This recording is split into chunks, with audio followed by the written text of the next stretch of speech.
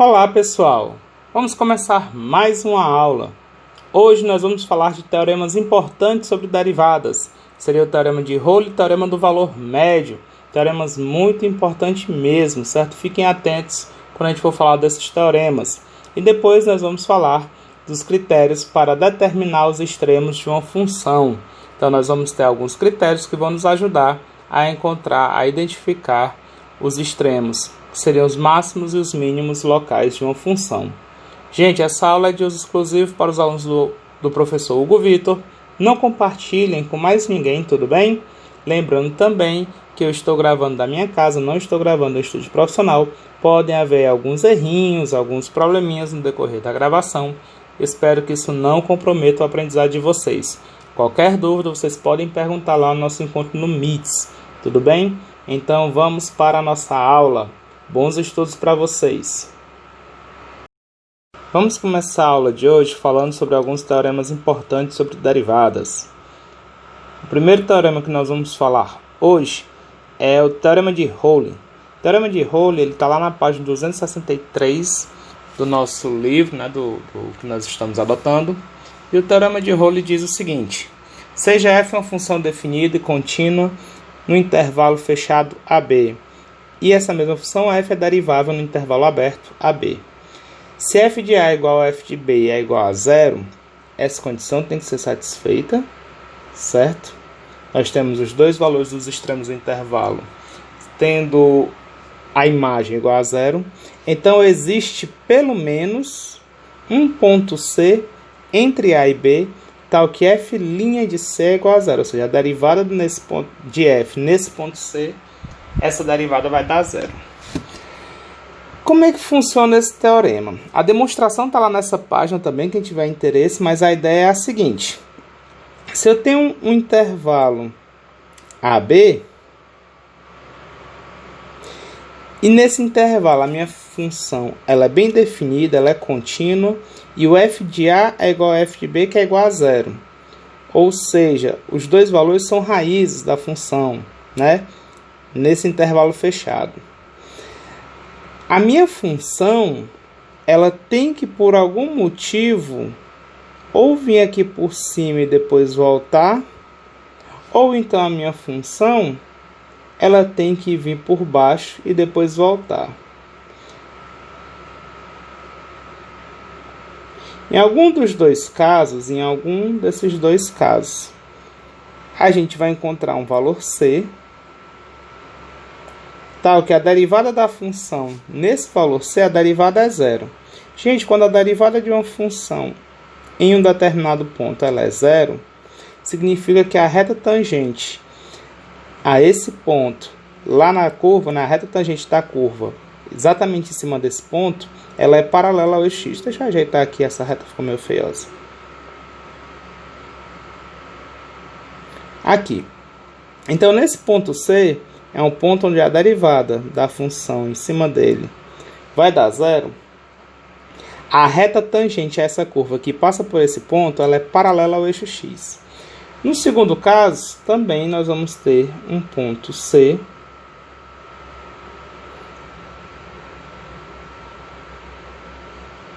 como eu fiz essa reta, aqui, um ponto C, tal que f' de C é igual a zero. Tudo bem? Na verdade, tem algumas outras situações além dessas, certo? Tem algumas outras situações além dessas. A demonstração envolve aquele raciocínio que nós falamos na aula passada, onde no intervalo fechado, uma função contínua, ela assume máximos e mínimos globais, certo? É só dar uma lidazinha lá no livro quem tiver interesse, mas a ideia principal é essa. Se você tem dois pontos da função, onde a função vai ser igual a zero, no caso f de A e f de B, nesse intervalo, entre ele, lá no meio, tem que ter algum ponto C, onde f' de C é igual a zero. Pode ser que a minha função tenha outra característica além dessas. Quem quiser copiar esses dois gráficos, faça esses dois gráficos. Dá uma pausa no vídeo e copie. Dê uma pausazinha no vídeo e copie. Certo? Vou continuar aqui. Pode ser que tenha até umas outras situações mais inusitadas. Por exemplo, nesse mesmo intervalo AB, a gente tem uma situação em que a função sobe, desce, ou então sobe, desce, sobe, desce, sobe, desce. Não é obrigatoriamente ter um único C. Pode ter mais de um ponto C. Está aqui um ponto C1. É um ponto onde a derivada da função aplicada a esse ponto vai ser igual a zero. E eu posso ter um outro ponto, que é uma situação em que eu tenho dois valores, onde a derivada da função nesses dois valores f' de C2 também vai ser zero. Aqui é o C1 e ali embaixo é o C2. Até na demonstração, quem der uma lidazinha lá nessa página, ele separa em dois casos. Um deles é o caso da função C identicamente nula. Eu posso ter todos os pontos de A até B iguais a zero. E nessa situação, a derivada de qualquer ponto entre eles, quando você calcular, também vai ser zero. Então, a demonstração faz primeiro esse caso da função identicamente nula. Se f de x for igual a zero para todo x em A, B, você vai ter qualquer um desses pontos entre A e B, a derivada de x aplicada a eles, a derivada de f de x aplicada a esses pontos, também vai ser zero. Então, é um dos casos. Outros casos que vão acontecer seriam esses que eu mostrei para vocês. Então, pelo menos um vai ter. Pode ser que tenha dois, pode ser que tenha três, mas pelo menos um, o teorema de Rowley garante que tem um ponto onde a derivada da função nesse ponto vai ser igual a zero.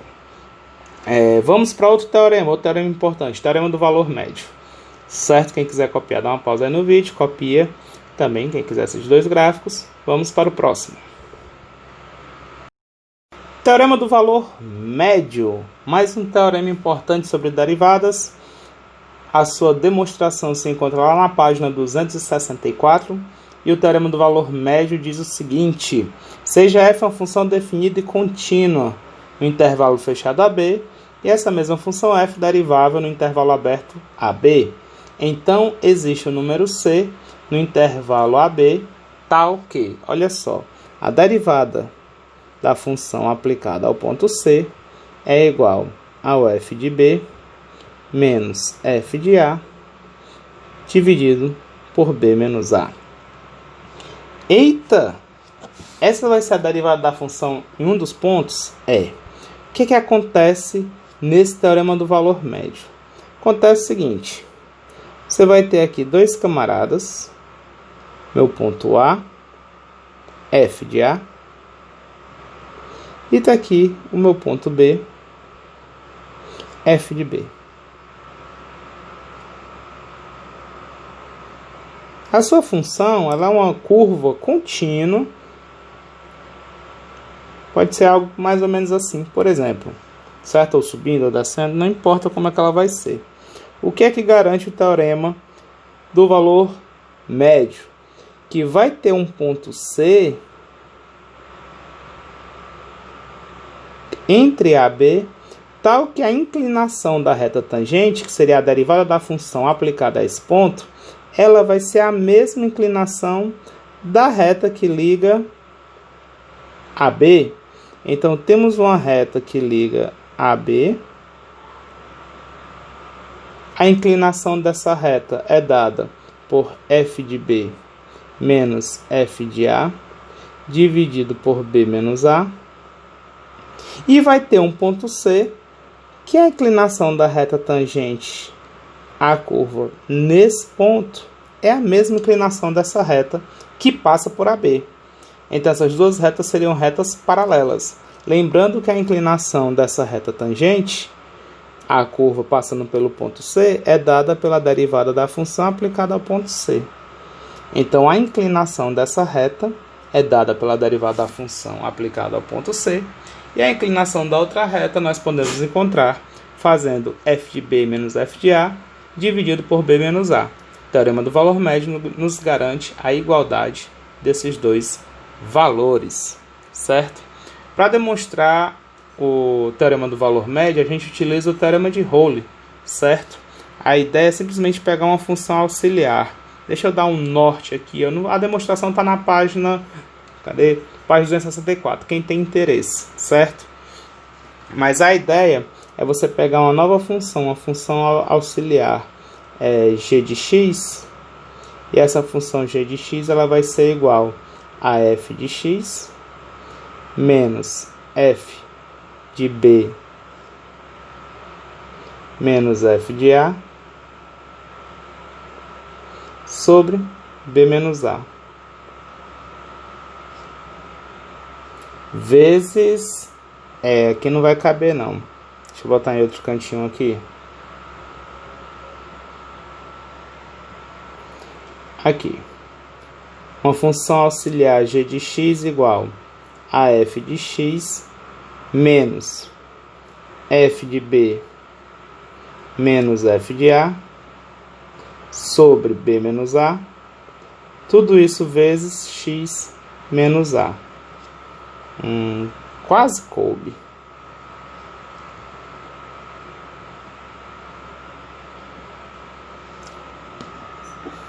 Essa função ela satisfaz todas as condições do teorema de Rolling, certo? E vai garantir a existência de um camarada C, tal que o g' de C vai ser igual a zero. Então, praticamente, o pulo do gato da demonstração é utilizar esta função auxiliar, g de x, e aplicar o teorema de Rolling nessa função. Verificar que todas as condições do teorema de Rolling valem para essa função aqui. Então, isso é feito bem direitinho lá no livro. Eu acredito que nem todos vocês tenham interesse em demonstrações, mas qualquer dúvida, qualquer interesse, vocês podem me perguntar lá no nosso encontro no Meet, certo? Para a gente, mais interessante são as consequências desse teorema para o que a gente precisa, que seria encontrar máximos e mínimos em funções, certo? Os pontos extremos de funções. Vamos agora para algumas definições importantes antes de chegar nas ideias de extremos, né? Como encontrar os extremos de uma função. Quem está copiando, copia aí, né? Dá uma pausa no vídeo e copia. Teorema do valor médio. E vamos para as definições importantes. Vamos ver agora algumas definições importantes, certo? Que nós vamos precisar para os conteúdos posteriores. Seja f uma função definida no intervalo para o conjunto dos reais, intervalo i, essa função f nós vamos chamar ela de monótona crescente. O que é uma função monótona crescente? É uma função crescente, certo? Nesse intervalo, se para quaisquer x1 e x2 pertencente ao intervalo, x1 sendo menor que x2, se a função é crescente, então nós temos o f de x1 menor que o f de x2. E nós vamos definir também uma função do tipo monótona não decrescente, então nas mesmas condições. Seja f uma função definida do intervalo para o conjunto dos reais, o intervalo i, essa função f é monótona não decrescente, monótona não decrescente. Nesse intervalo, se para quaisquer x1 e x2 pertencente ao intervalo, onde x1 é menor do que x2, nós temos f de x1 menor ou igual que o f de x2. Então, o que seria uma função monótona crescente? É uma função crescente. No caso 1, uma função crescente seria uma função, quando você olha da esquerda para a direita, o seu gráfico vai simplesmente subindo. Tudo bem? Já uma função monótona não decrescente quer dizer que a função ela não cai, ou ela se mantém estável ou ela sobe. Então você pode ter situações que você tem algo desse tipo aqui. Em algum momento ela fica constante e depois volta a ser crescente. Então no primeiro caso nós temos uma função monótona crescente, a gente vai chamar só de função crescente, tudo bem? E na outra uma função não decrescente. Quem quiser copiar, dá uma pausazinha aí no vídeo. Nós vamos definir ainda mais dois tipos de função. são as funções decrescentes e as não crescentes. Quem está copiando, termina de copiar aí. E vamos lá para os outros dois tipos.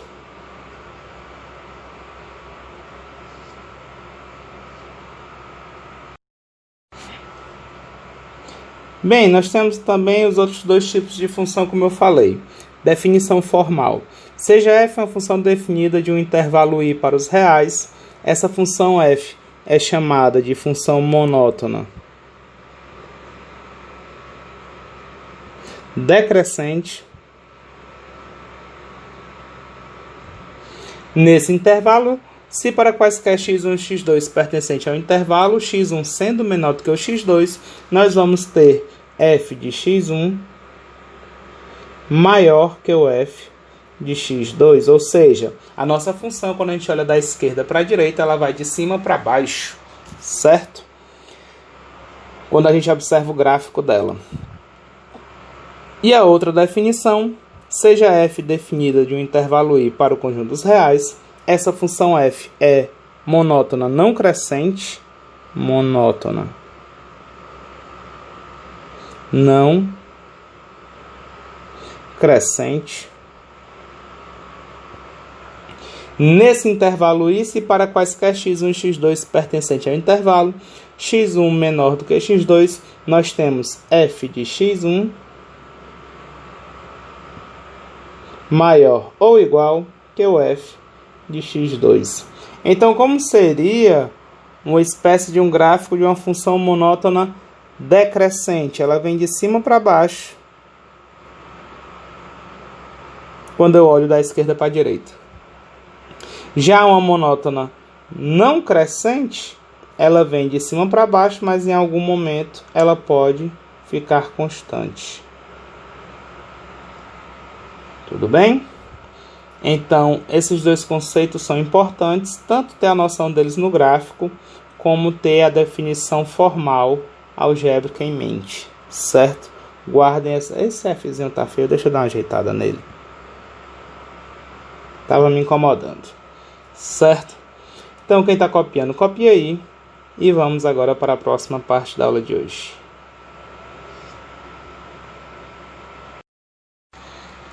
Gente, temos uma proposição também muito importante.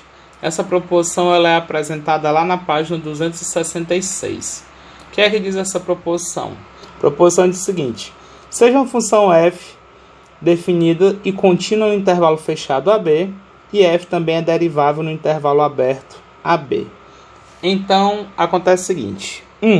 Se a derivada primeira da função f for maior do que zero, ou seja, for uma derivada positiva, para todo x dentro desse intervalo, então essa função f ela é uma função crescente.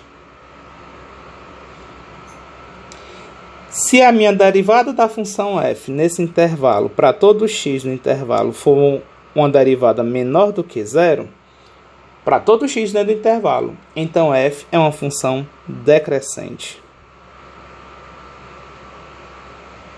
Então, repare que essa proposição nos dá ferramentas para identificar quando a função ela é crescente e quando a função é decrescente.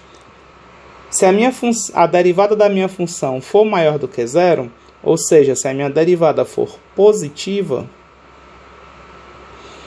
para todo x dentro do intervalo, então essa função f ela é uma função crescente. Já se a derivada da função f nesse intervalo x ela for negativa,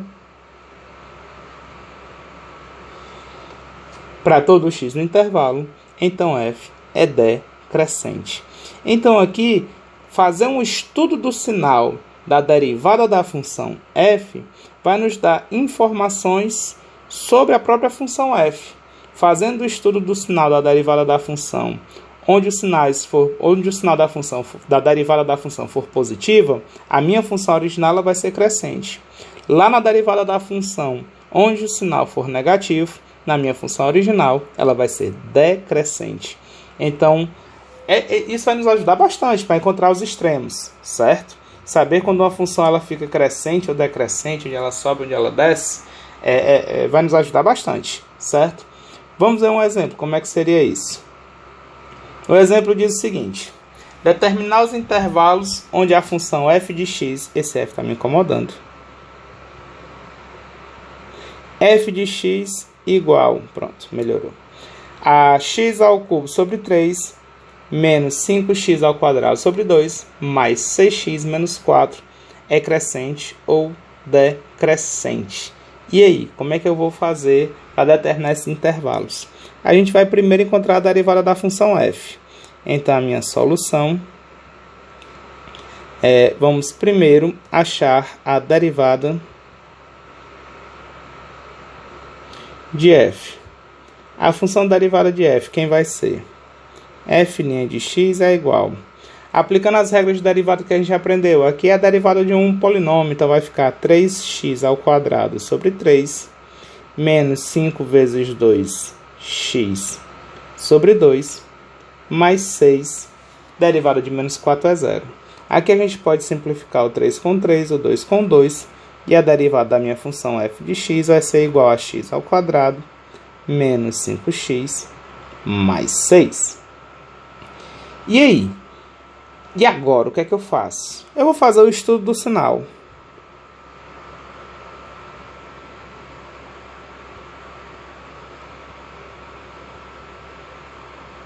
Fazendo o estudo do sinal dessa derivada da função f, como é que vai ficar? Antes de tudo, a gente tem que encontrar quem são as raízes dessa derivada. Então, o primeiro passo para fazer esse estudo do sinal é encontrar as raízes.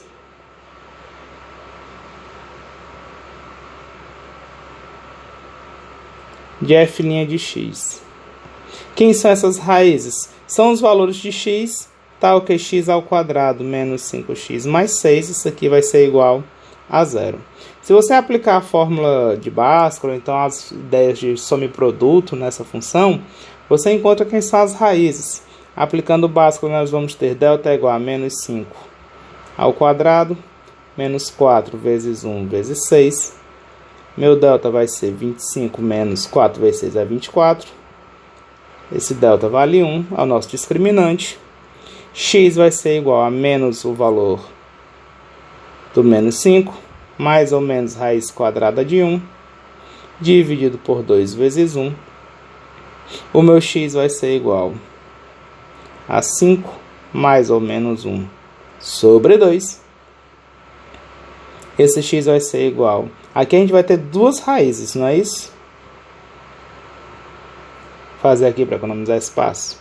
X vai ser igual a 5 mais 1 sobre 2, que é igual a 6 sobre 2, que vai dar 3. E outro valor vai ser x igual a 5 menos 1 sobre 2, que é 4 sobre 2, que vai dar 2. Certo, achei as raízes. E agora? Para fazer o estudo do sinal, eu vou criar aqui uma reta que vai representar o eixo x do gráfico dessa função. Não preciso do eixo y. Vou marcar as duas raízes. No caso, está aqui o 2, está aqui o 3. E essa função, essa derivada da função, se eu fosse fazer o gráfico da derivada, olha que maluquice. O gráfico dessa derivada ela seria uma parábola com concavidade para cima. A gente estudou lá no ensino médio, lembram? O A é positivo, então a concavidade seria para cima. Então, você teria os valores antes da primeira raiz como valores positivos. Entre as duas raízes, você teria um sinal da função negativo.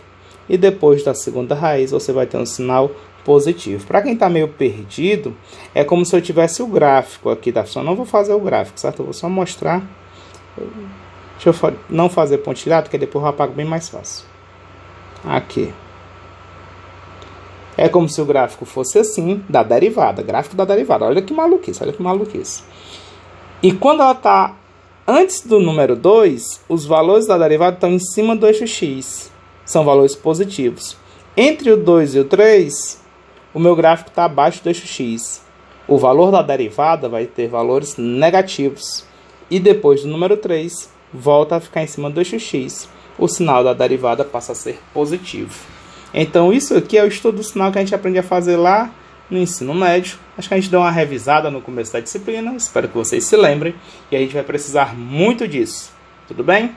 Por que a gente fez isso aqui? Porque a gente acabou de ver uma proposição que me diz o seguinte: quando a derivada primeira for positiva, quer dizer que a minha função é crescente. Eu vou voltar aqui para a proposição. Eu estou voltando. A proposição diz o seguinte: se a derivada primeira for positiva, então f é crescente. Se a derivada primeira for negativa, então f é decrescente. Então pensa comigo, a gente acabou de fazer essa análise todinha da função, na verdade do sinal da derivada da função, e a gente descobriu que antes da raiz 2, antes do número 2, a derivada da função é positiva. Significa que a minha função nesse momento ela vai ser uma função crescente. Entre o 2 e o 3, a derivada da função ela é negativa. Significa que entre o 2 e o 3, a minha função ela vai passar a ser decrescente. E, finalmente, a partir do número 3, a minha função volta a ser, a derivada da função volta a ser positiva. A derivada da função sendo positiva, significa que a minha função vai ser crescente. Então, esse sinal que nós fizemos no estudo é o estudo da derivada da função f de x, que foi x ao quadrado menos 5x mais 6. Já essa análise de crescimento e decrescimento é uma análise lá da função f de x. Antes do 2, a função ela é crescente. Chegou no 2, ela para de crescer. Tenta imaginar isso, eu não estou nem fazendo gráfico. Até chegar no 2, a função é crescente. Depois do x igual a 2, a função para de crescer e começa a decrescer. Então dá a ideia de que aí a gente vai ter um pico, vai ter um cume, vai ter tipo um morro, uma subida e depois uma descida. Onde no 2 a gente vai ter um ponto mais alto. Tá deixando muito na cara que esse 2 possivelmente seria um máximo local. Aí acompanha. Entre o 2 e o 3, a minha função está decrescendo, a minha f de x está diminuindo, até chegar no número 3, onde ela para de crescer e começa a subir. Então você vai ter aí um vale, né? uma cova, um buraco, onde o ponto mais baixo, onde ela para de crescer e começa a subir, vai ser no número 3. Tudo está indicando que esse 3 é um mínimo local. Então essa proposição vai nos ajudar e muito a começar a deduzir essas informações, quando nós vamos encontrar máximos locais e mínimos locais. Tudo bem, pessoal? Quem está copiando, eu vou voltar aqui para o começo. Você pode ir dando uma pausa aí devagarinho, certo? Tá aqui a proposição, dá uma pausa, copia. Vamos lá para o exemplo. Quem quiser copiar, dá uma pausa aí.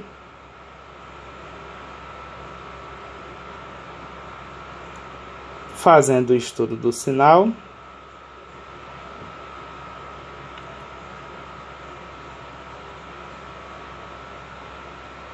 E, finalmente, as conclusões que nós tiramos aqui, só feito na forma de setinha. A gente pode até escrever essa conclusão. Vamos escrever para ficar um encerramento do problema assim, mais caprichado.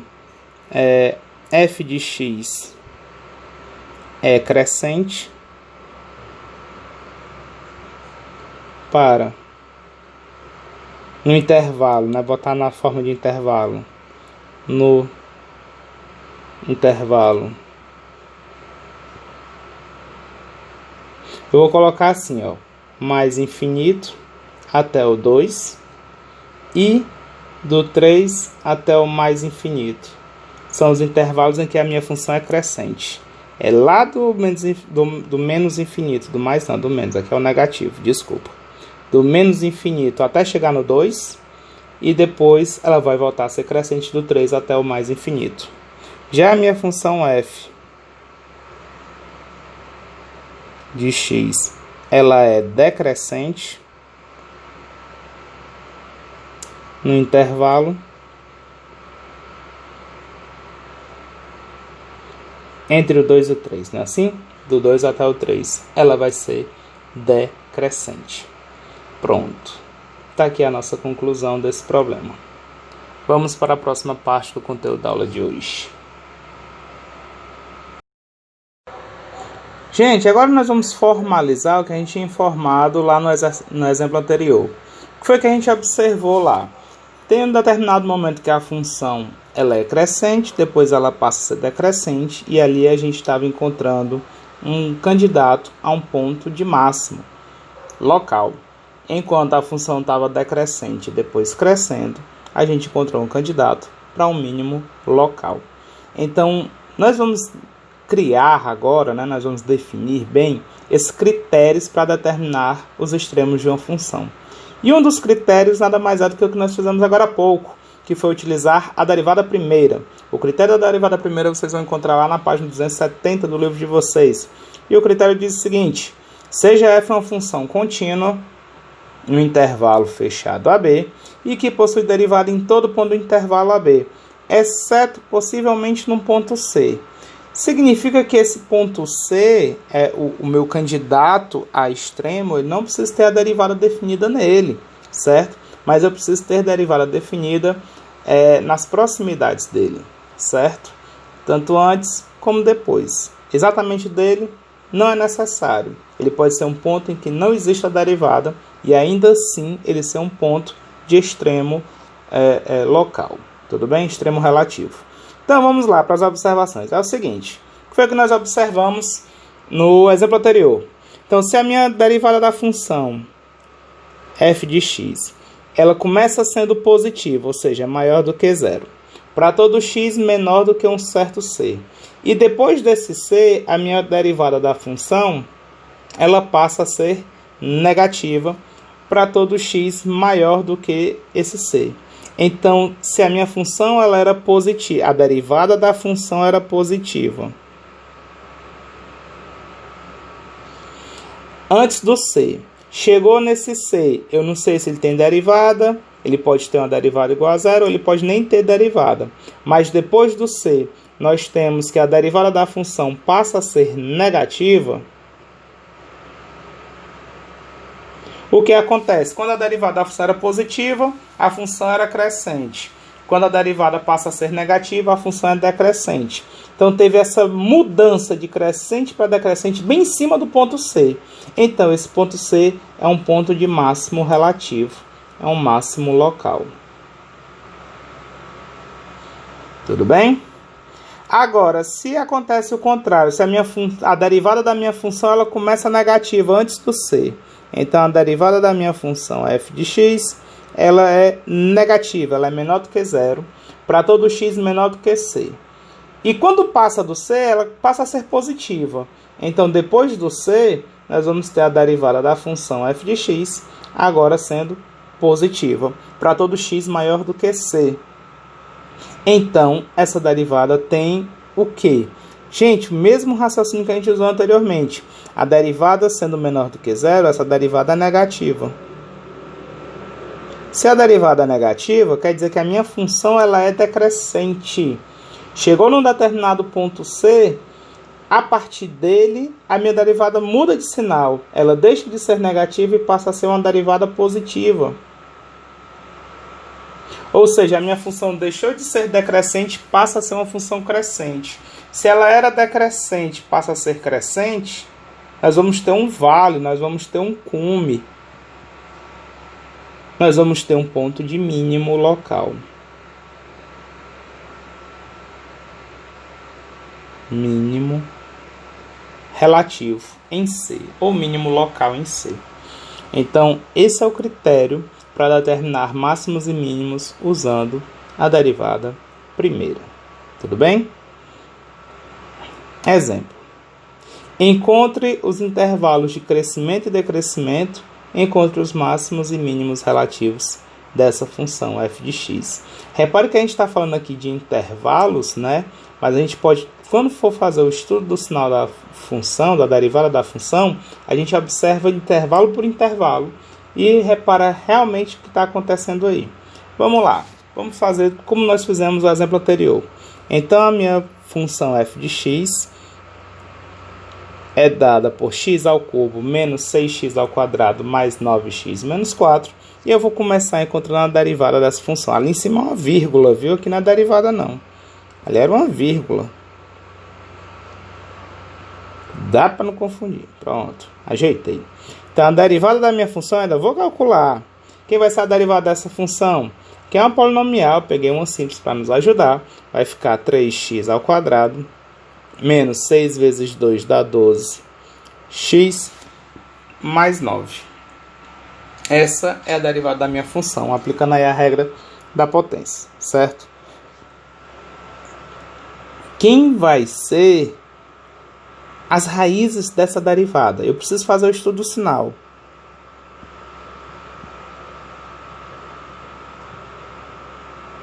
No estudo do sinal da derivada, eu preciso encontrar as raízes.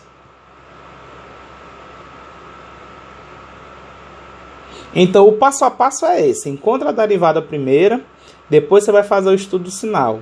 E quando for fazer o estudo do sinal, é super necessário encontrar as raízes dessa função. No caso, a derivada, né? A função que a gente está querendo estudar o sinal. Vai ficar 3x ao quadrado menos 12x mais 9 igual a 0. Quem são as raízes dessa função? Se eu quero encontrar as raízes, a gente iguala a 0.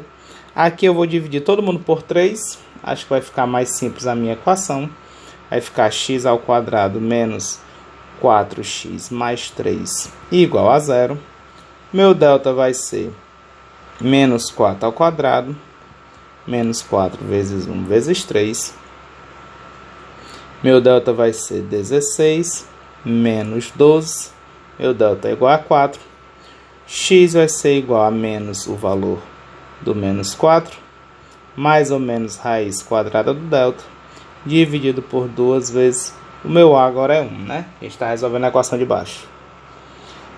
Aqui nós vamos ter quem são os nossos valores para o x. X vai ser 4, mais ou menos raiz quadrada de 4 é 2, sobre 2. X vai ser igual a 4 mais 2 sobre 2. 6 dividido por 2 dá 3. Outro valor para o x vai ser 4 menos 2 dividido por 2. Fica 2 dividido por 2, que é igual a 1. Aquele 2 ali está meio feioso. O outro 2 ali também estou achando feio. Pronto. São as nossas raízes, 1 e 3. Para fazer o estudo do sinal, mais uma vez eu vou ter que recordar aqui da parábola, né, que nós já estudamos, nós já aprendemos. Novamente eu vou marcar aqui as minhas raízes. Está aqui o 3. E eu vou me lembrar que essa novamente é uma parábola com cavidade para cima. Ou seja, antes da raiz ela vai ter sinal positivo. Entre as raízes vai ter sinal negativo. Após as raízes vai ter um sinal positivo. Após a segunda raiz. Então, esse é o sinal da minha derivada primeira. Esse é o sinal. Agora nós vamos analisar a interpretação desse sinal na minha função f. Então, nós vimos na proposição anterior que quando a derivada da função é positiva, é porque a minha função ela vai ser crescente. Quando a derivada da função é negativa, é porque a minha função vai ser decrescente.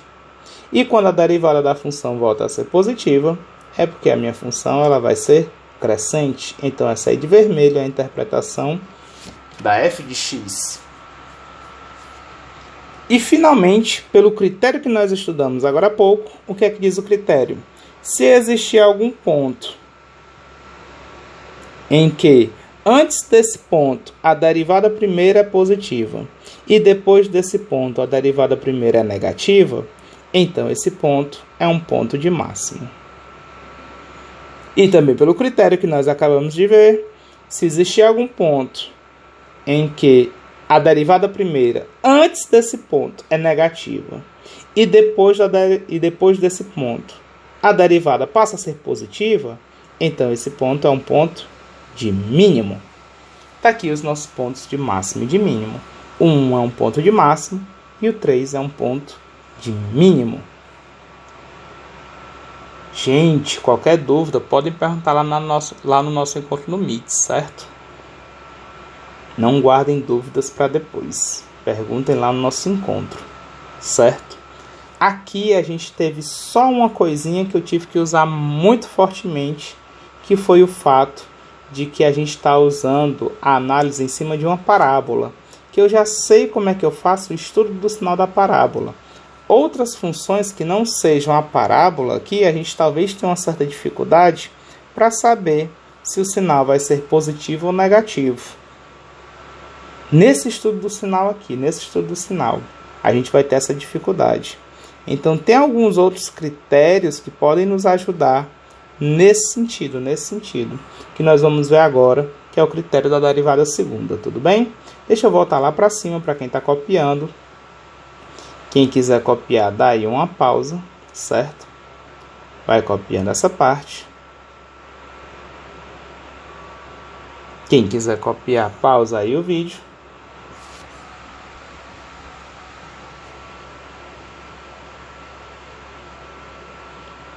Tá aí a nossa solução, chegando nela.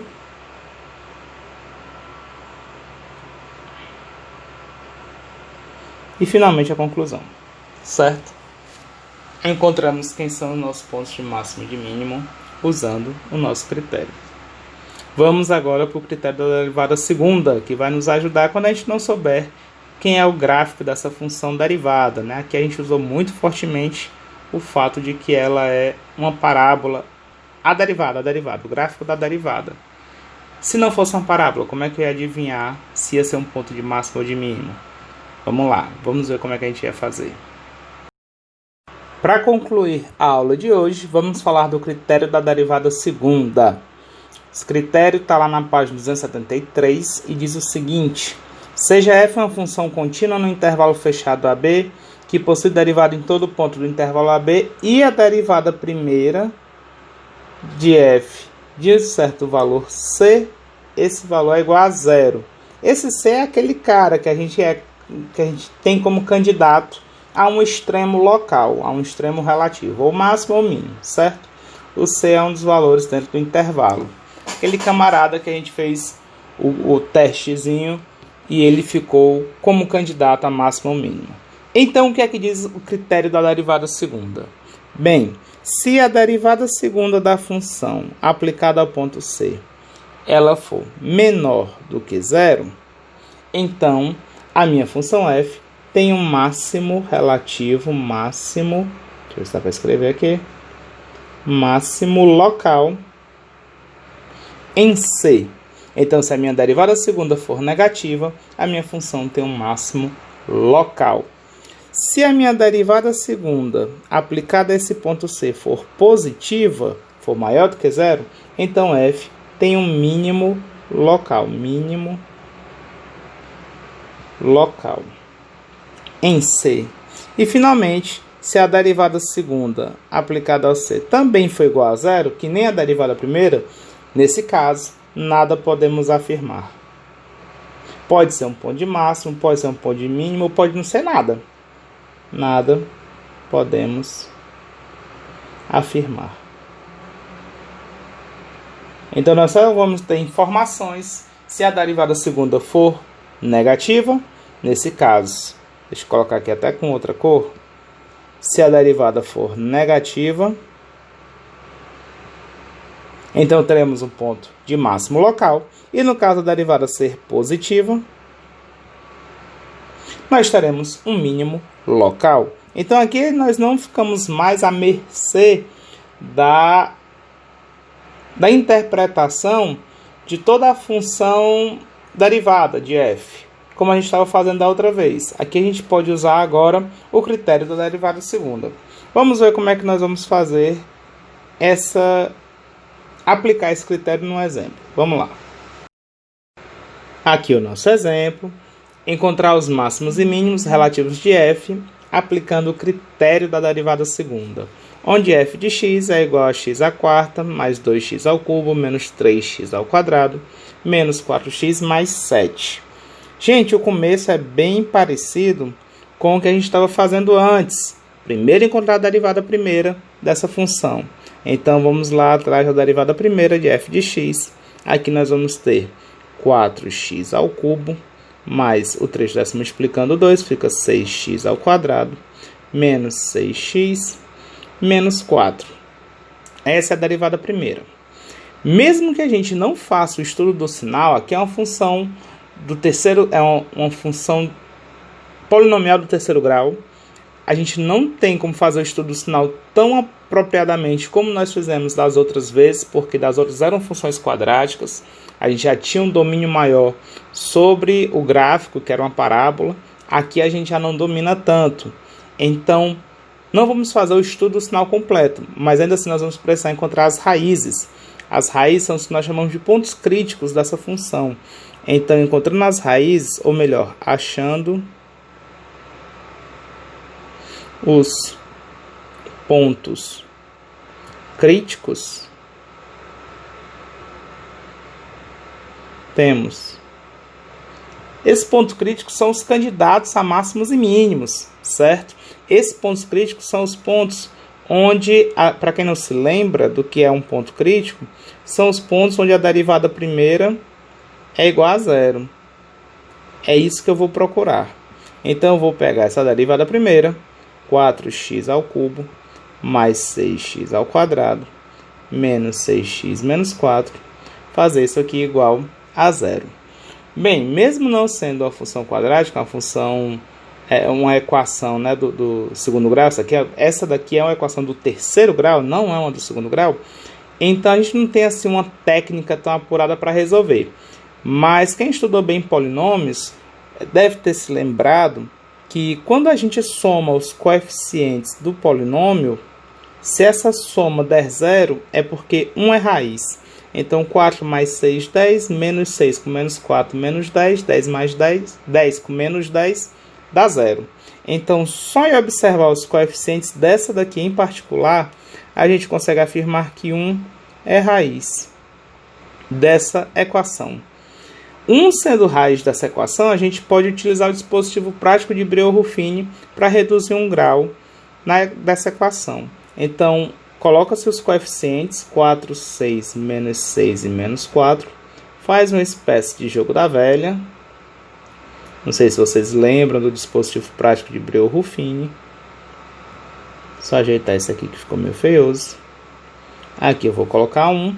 E a ideia é a seguinte, ó, baixa esse valor, que é o 4. Então, esse número multiplica esse cara. A minha raiz fica bem aqui. É esse 1 que é a minha raiz. 1 multiplica o valor 4. E esse resultado vem para cá. E nós vamos somar o de cima com o de baixo. 6 mais 4, 10. De novo, mesmo procedimento. Agora 1 vai multiplicar esse cara. 1 vezes 10 dá 10. O resultado vem para cá. E agora eu somo. Menos 6 somado com 10, 4. E eu vou fazer agora com o último, que é 1 vezes 4. Resultado vem para cá. 4 menos 4 com 4 dá 0. Então, como a gente já sabe uma das raízes da nossa equação do terceiro grau, a gente consegue reduzir um grau dessa equação. Ao invés de ficar uma equação do terceiro grau, eu vou pegar esses valores que apareceram aqui e eles vão ser os coeficientes de uma nova equação, só que agora um grau a menos, a do segundo grau. Então fica 4x ao quadrado mais 10x mais 4 igual a 0. As raízes dessa equação do segundo grau são as raízes que faltam daquela equação do terceiro grau. Então vamos encontrar essas raízes. Quem vai ser o meu delta? Delta é igual a... Acho que dá para a gente simplificar um pouquinho para diminuir nossas contas, né? Divide todo mundo por 2. Fica 2x ao quadrado mais 5x mais 2 igual a 0. Melhor assim, né? Então, nosso delta vai ser 5 ao quadrado menos 4 vezes 2 vezes 2. Meu delta vai ser 25 menos 16. Meu delta é igual a 9. Os valores do x que a gente vai ter vão ser menos 5, mais ou menos raiz quadrada de 9, dividido por 2 vezes 2. Então, nós vamos ter aqui que o meu x vai ser igual a menos 5 mais ou menos 3, dividido por 4. Um dos valores do x é menos 5 menos 3 dividido por 4. O outro valor vai ser menos 5 mais 3 dividido por 4. Aqui em cima vai dar menos 8 dividido por 4. Resposta é menos 2. Já aqui embaixo, nós vamos ter menos 2 dividido por 4. A resposta é menos 1/2. A gente pode simplificar e deixar assim. Então, as nossas raízes de f' de x vão ser o 1, o menos 2 e o menos 1/2. Eu vou botar em ordem crescente. Então, menos 2, menos 1/2 e 1. Essas raízes são os pontos críticos de f de x. Menos 2, menos 1/2 e 1. Então, encontrar as raízes da derivada primeira da função significa encontrar os pontos críticos da função, certo? Aqueles em que a derivada vai ser igual a 0. Agora nós vamos aplicar o critério da derivada segunda nesses pontos, para esses valores aqui. Eu vou calcular a derivada segunda, a minha f', só relembrando, eu vou reescrever ela aqui, deixa eu dar uma olhadinha lá. 4x ao cubo mais 6x ao quadrado, tá aqui 4x ao cubo mais 6x ao quadrado menos 6x menos 4. E eu vou querer encontrar a minha derivada segunda dessa função. Quem vai ser? O 3/10 multiplicando, 4 vezes 3, 12, x ao quadrado, mais 12x menos 6. E nós vamos calcular essa derivada segunda. Vamos calcular a derivada segunda para cada um dos valores dos pontos críticos e ver o que acontece. Então, vamos lá. Para x igual a menos 2, eu vou substituir esse valor na minha derivada segunda. Temos derivada segunda aplicada no x igual a menos 2 vai ficar 12 vezes menos 2 ao quadrado mais 12 vezes menos 2 menos 6. Então, isso aqui vai dar 12 vezes 4 menos 24 menos 6. Aqui, 12 vezes 4 vai dar 48, menos 24 com menos 6 fica menos 30. Aqui nós vamos ter 18. O que me interessa aqui é o sinal. Se o sinal foi positivo, pelo que nós vimos o critério da derivada segunda, esse aqui é um ponto de mínimo. Então, menos 2 é um ponto de mínimo local. Por que ele é um ponto de mínimo local? Porque na derivada segunda aplicada ao valor menos 2, o meu resultado dá um resultado positivo. Como a derivada primeira aplicada nele é 0 e a derivada segunda deu positivo, então ele é um ponto de mínimo local, certo? Vamos agora para os outros pontos. Nós temos, além do menos 2, tem o menos 1/2. Para x igual a menos 1/2, temos a minha derivada segunda, aplicada a menos 1/2, vai ser igual a 12 vezes menos 1/2 ao quadrado, mais 12 vezes menos 1/2, menos 6. Menos 1/2 ao quadrado dá 1/4, então fica 12 vezes 1/4, mais com menos menos, 12 vezes 1/2 vai dar 6 e menos 6. 12 vezes 1/4 vai dar 3, 3 menos 12, isso aqui vai dar menos 9. Negativo. O sinal deu negativo. Significa que como a derivada primeira para x igual a menos 1/2 deu 0 e a derivada segunda deu negativa, esse é um ponto de máximo local. Usando o critério da derivada segunda, então, menos 1/2 é um ponto de máximo local. Reparem que no teste da derivada segunda, no critério da derivada segunda, eu estou mais preocupada com o sinal. Se o sinal for positivo na derivada segunda, o meu ponto é um ponto de mínimo. Se o sinal é negativo, o meu ponto crítico será um ponto de máximo, certo? Para finalizar, para x igual a 1, temos f derivada segunda de 1 sendo igual a 12 vezes 1 ao quadrado, mais 12. É mais ou é menos? Eu estou colocando o sinal direitinho. Tá ok. Mais 12 vezes 1 menos 6. Então a minha derivada segunda aplicada ao valor 1 vai ser 12 mais 12 é 24. 24 menos 6 vai dar 18, é isso mesmo? 18. Positivo. Se deu positivo, então para o x igual a 1, o meu ponto é um ponto de mínimo local, usando o critério da derivada segunda. Então, o 1 é um ponto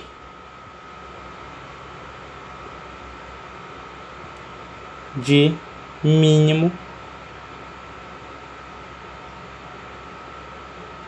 local. Então aqui a gente não precisou mais do estudo sinal. Depois de encontrar as raízes, basta fazer o teste da derivada segunda, que a gente consegue identificar se o meu ponto vai ser um ponto de máximo local ou vai ser um ponto de mínimo local. Esse é o critério da derivada segunda para encontrar os nossos pontos extremos. Tudo bem? Quem quiser copiar, deixa eu voltar aqui para o começo.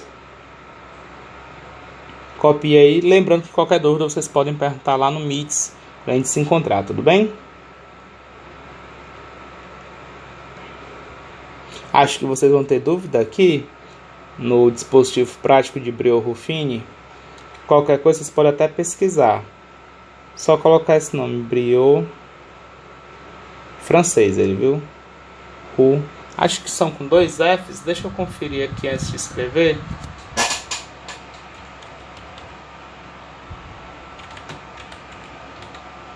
Dois Fs.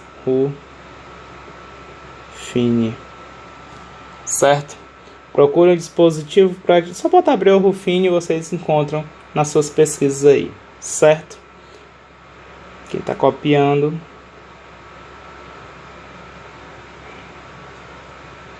Qualquer coisa vai pausando aí o vídeo, vai concluindo as cópias, certo?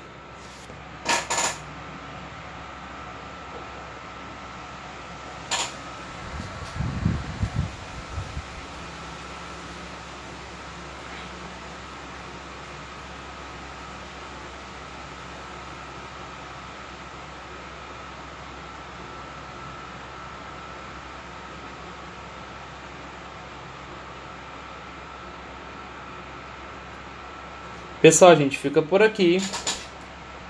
Tchau, tchau para vocês. A gente se vê na próxima aula. Até mais.